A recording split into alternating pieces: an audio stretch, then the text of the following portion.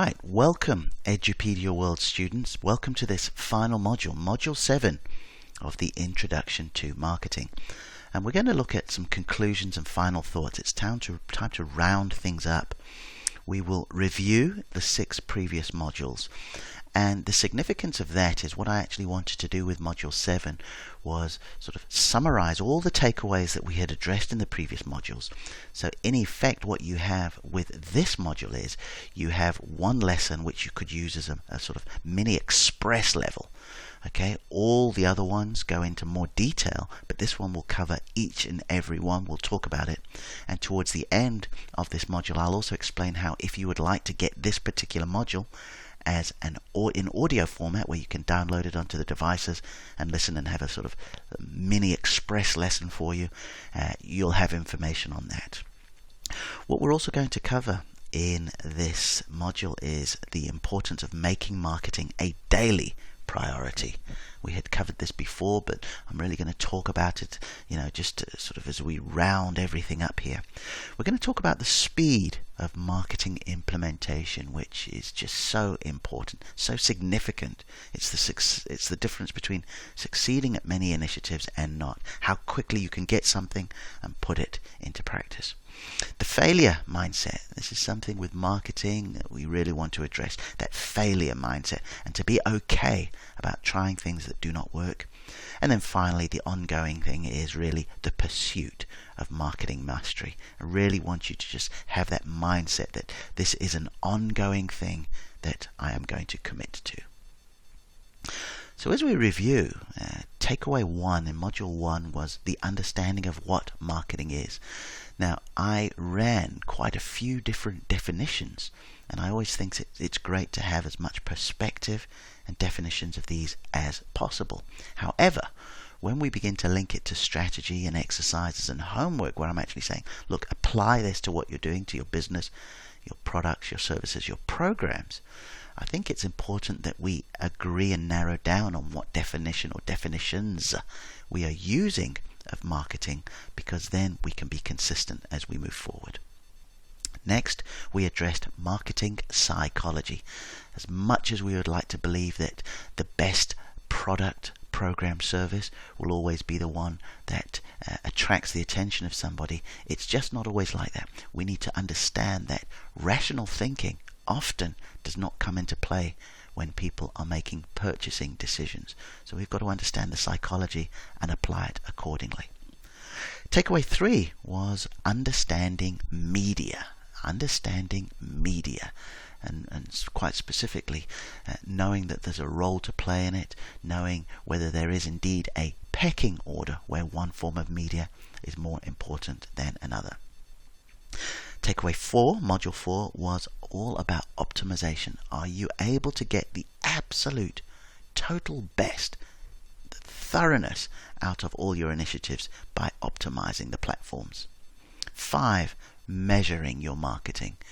I mean, we ran that famous quote about, half of my money spent on advertising is wasted. I just don't know what half.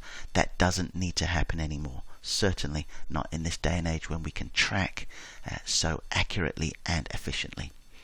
And then takeaway 6 was probably, as I said, and make no apologies for, my favorite module. It was on creativity and innovation. You must create, you must innovate. They work hand in hand, but they are very different.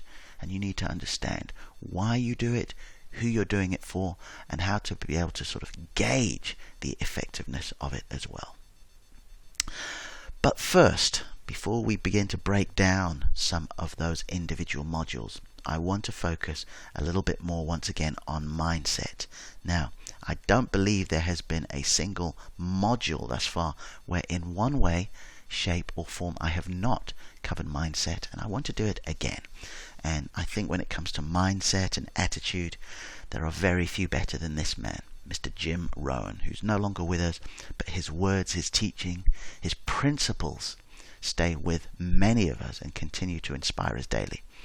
And Mr. Rohn said, success is nothing more than a few simple disciplines practiced every day, while failure is simply a few errors in judgment repeated every day. It is the accumulative weight of our disciplines and our judgments that leads us to either fortune or failure. Now, I want you to really pay close attention to what he said there, all right? Because he's saying that success, it's a few simple disciplines practiced every day. And I believe that marketing success and business success is exactly the same. Yes, these things apply all the way through one's life. But because we're focusing on business, because we're focusing on marketing here, you've seen it yourself. It's just a few simple disciplines practiced every day. And Darren Hardy, the publisher of Success magazines and a truly brilliant businessman and entrepreneur, he also underlines and says, in our quest to find more complicated, more fanciful answers, we skip the only things that need to be done. And once again, what I'm trying to say is that with so much information being put in front of us online with experts, gurus and all the rest of it, sometimes it's just the very basic stuff. Sometimes we're saying, look, it's not as simple as this in order to achieve extreme success. But what he's saying is, it is indeed. And when we start talking about the simplicity of sort of things, this is where it all began with us, with Peter Drucker's legendary principle of the purpose of business is to create and keep a customer. Simple. The purpose of your business is to create and keep a customer. So if you are in business, if you are going into business, if you advise businesses or you are looking to advise businesses, ultimately, even though you might be providing something for them, you want to say and make it very clear that the purpose of business is to create and keep a customer. If you are already in business, the purpose of that business you have is to create and keep a customer. Simple. So how do we grow our business? How do you grow a business? How do you help someone grow their business? Well, there are only 3 ways you do that. 1, you increase the number of customers you have. 2, you increase the amount of money they pay you. And 3, you increase the frequency of transactions they make. You increase how often they pay you. So there we are. The purpose of the business is to create and keep a customer. So that moves us along to, how do we get and keep these customers? Well, in order to get and keep customers, you need to sell things to them, all right? In order to get and keep customers, you need to sell. They need to become buying customers. And you're either providing products, services, programs. It's got to be something tangible. But the most important thing is it needs to be something of value to them. So this is where you begin to once again ask yourself, what am I really selling? If you sell a car, are you just selling something that gets you from A to B? Or is it an identity? Is it a lifestyle? Is it something that provides safety for a family if it's a sports utility vehicle? Comfort for particular conditions? This is where you've really got to make sure that you narrow down what it is you're providing and what it really does for somebody in the long term. And in order to sell, first you need to market. It was Joe Polish who said that selling is what you do on the phone or in person. So despite living in the digital era and the internet world where we do like to have somebody just click a button and make a purchase, and that does work, there's no question about it, still getting on the phone or in front of somebody is an incredibly, and in my opinion, the best way to sell. So what Joe Polish says is that in order to get to that stage where somebody is ready to buy from you, this is what you do with your marketing. So key takeaway number 1 when we were talking about marketing definitions and really laying the entire foundation for how we move over and move forward from here is with the marketing, it's all about finding out what people want and need. Then we give them what they want and need. We sell to them. And the reason why they is underlined is too often we have something that's not necessarily a fit for somebody. All right, we are under pressure ourselves to sell and move things, and as a result, somebody may not actually truly want or need what we're selling to them. So this is the important thing. So therefore, via your marketing, you need to frequently and consistently communicate how what you provide not only addresses those wants and needs, but also solves them. Okay? Not only addresses those wants and needs, so it's an acknowledgement as to say, look, we know this is what you're going through. We know this is the frustration you have. We know this is what is keeping you up at night. And this, what we have for you, will rectify that. This will solve it. And as I'd mentioned in the last module, the pro tip, okay, as our friends in America like to say, the ninja strategy here is to paint a picture of their lives after they have used what is on offer. So as part of your marketing, not only are you putting something in front of somebody and saying, look, this is great, you can have this, and so on and so forth, you are painting a picture saying, look, once you have this, or once you've used this, or once you experience this, such and such and such and such will happen, and that becomes incredibly powerful. In takeaway number 2, we addressed psychology. Don't be so quick to use logic and conventional wisdom when reasoning with prospects and clients. Is there a time and place for logic and conventional wisdom? There totally is. But do not automatically run and think, okay, I've got this person who needs this. Let me just speak to them in a logical and conventional way. Listen to them. What they tell you. Use the information gathered to craft your marketing messages. Eben Pagan often calls them power words. You can get power words and power phrases from them. And when we say listen, yes, you need to speak to them, you need to phone them, call them up, go and see them, put out surveys. But also, this is the beauty of social media in this day and age. You can actually go onto social media and see and read what people are saying. You can listen to podcast questions and group coaching calls and things like that, where people will tell you exactly, outside of the logic and conventional wisdom, what their thoughts are about these problems that need solving, these transformations that they seek. And then that will allow you to enter a conversation already taking place in the customer's mind. And that came from Robert Collier's letter book. So takeaway 3, we talked about the media. And on the slide here, I'm going to start with the bottom copy there where it says avoid at all costs the temptations to take cheaper or readily available media until you've worked on what you're going to say and to who. And what this means is that too often we are very, very quick to pick the media first.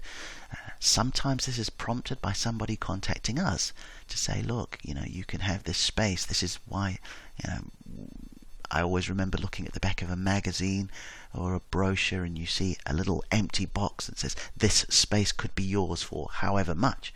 And straight away you're thinking, okay, great, I know I could put something in there. But you haven't thought about what you're going to say and to who. Is it a fit? So the market to message match is somewhere where you must be relentless, okay? Because a less than perfect message to the right market can and will work better than a tremendous message to the wrong audience. So what I mean by that once again is, let's just take somebody who reads books, reads Tom Clancy books, okay? He's a big fan of Tom Clancy. And you start putting Harry Potter books in front of them with your marketing, okay? It's just a disconnect in the market to message match. However, if the person reads Tom Clancy, you could get away with a less than perfect advert, sales letter, email campaign, advertising campaign, because you just have that commonality already, that market to message match, that this person is interested in Tom Clancy. You don't have to write so many convincing things. Otherwise, or on the other side, what I mean is you could write the most articulate advertising, fantastic words talking about this and that, but if you put it in front of people who are Harry Potter diehards and they're not interested in Tom Clancy, that is a less than perfect market to message match. So you've just got to make sure that the market and the message are as aligned as possible, because then in that case you can actually get away with less than perfect advertising, marketing and media in which you promote it. And then takeaway number 4 was around optimization. Okay, optimization. And I was the first to say that optimization can be totally exhausting. So be kind to yourself. Don't sort of, get overwhelmed. All right, but do consider optimizing in different areas relative to your offering and the forms of media you are using. If you remember when we talked optimization, we're just talking about getting the absolute maximum out of everything that you have up there. And the more automated your optimization, the better.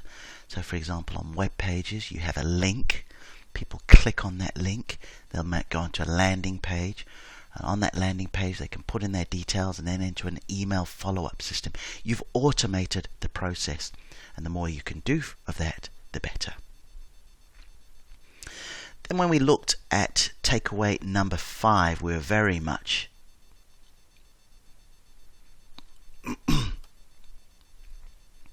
and counting down 3, 2, 1. And then when we looked at takeaway number 5, we focused on that critical area of measuring. You must measure. And as Keith Cunningham said, measuring is critical, because without measuring you can't tell the winners from the losers. He also went on to say, in his very typically forthright Texan way, those who don't want to measure do not want to be held accountable. Takeaway number 6, we looked at creativity versus innovation. All right, creativity was thinking up new things, conceptualizing, even inventing new things, and innovation was doing them, delivering them, and commercializing them. So, coming full circle to all of this, one thing that you must do is you must market daily. Okay, you must market daily. If you are to fulfill your business purpose of getting and keeping customers, this can only be done via sales. All right, the only way you'll get and keep customers is if a transaction takes place. And if there is no selling to acquire and keep a customer, there is no business. End of story. So therefore, you must focus on marketing each and every day. And I really want you to pursue marketing mastery, okay? Pursue marketing mastery. And all I mean by this is that it's got to be an ongoing commitment that you make to become great at marketing. And actually on the Matrix Global Media blog, I actually said, I created, I think it's a series of 7 blog posts called The Road to Marketing Mastery. All right, so that could be a good place for you to start, but over and above anything else, I just really want you to continue to be a student of marketing. Now, would I like you to keep studying with me and with Edupedia World? Absolutely, I really would, but I really ultimately just want you to have that student mindset about marketing as you pursue mastery in this crucial area to the business. And when I look forward, I look at the ultimate student, really. And this man, Drayton Bird, who David Ogilvy, the founder of modern advertising, said he knew more about direct marketing than anybody else in the world. And if you listen to any of Drayton's teachings or you read things about him, one thing he makes it very, very clear is that he just studied. He studied, and he continues to study to this day. So coming full circle on this, it was what Darren Hardy once again said. He said, in our quest to find more complicated, more fanciful answers, we skip the only things that need to be done. Okay, so the question isn't always about how deep and detailed you start looking. You need to just keep things simple, but go after it, study it, make that commitment to do so. And I also want you to have a real different attitude about this word here. We talk about failure in so many ways, and it has such a negative connotation to it. But certainly when it comes to marketing and campaigns and that, more of them will not work than do work. Okay, you're going to find combinations that work, and when they do, you can really scale up on that. But you'll write a letter to somebody and they won't answer. You'll put in a phone call, they won't come back to you. You'll put ads up and they'll get very little reaction. It does not mean that there is anything wrong with the ad. It doesn't mean there's anything wrong with the product. It doesn't mean there's anything wrong with your ability to market. It just did not work. So you've got to be cool about that. And also, if there are any business owners here that empower others to market on their behalf, you've also got to not necessarily be so tough on them from the standpoint of, we've tried this and it hasn't worked. And the key is you've got to measure, because measuring and getting feedback on something that didn't work is not failure. And you know what? For once, I'm going to use that as my own quote. Measuring and getting feedback on something that didn't work is not failure. All right? You're trying things, but the final takeaway, where I'm coming through to on this, is that this thing, the speed of implementation. Provided you can get an idea, an initiative, you create it, you put it up, because you will get results one way or another. You'll be able to see whether it worked. You'll be able to see whether people have responded. You'll see whether people have responded but have not bought. You'll see if people have responded, bought, but not come back. And this only happens when you put something up very, very quickly. Well, all that is left for me to say now is congratulations and thank you. Thank you for taking the time to study this course, the Introduction to Marketing. I enjoyed it thoroughly. I would like for us to keep in touch. I'll give you more details on this. But more than that, I just want to encourage you that you need to keep going. As the saying goes, it's a marathon, not a sprint. Okay? Don't think that you're going to sit down and cram everything and then all of a sudden you're going to become a marketing genius. You can, however, like this man, become a lifelong student, get better each and every day, and continue to sharpen that axe. Now, if any of you would like a audio recording of this particular one where I've summarized it, you feel free to go to matrixglobalmedia.com/Edupedia, and there will be an MP3 where we've just put this 23 minute summary for you to listen to. And once again, I would very much like for us to connect on LinkedIn, Twitter, on my Facebook page. Come to the blog, watch the YouTube videos, but reach out. Let me know how this course has helped you, impacted you. If you have any questions, comments about it, I would love to hear from you. But until the next course, until the next marketing related course here, Edupedia World students, I just want to thank you very much for taking the time. I want to wish you much luck, much success, and much marketing mastery. We'll speak again soon. Bye-bye.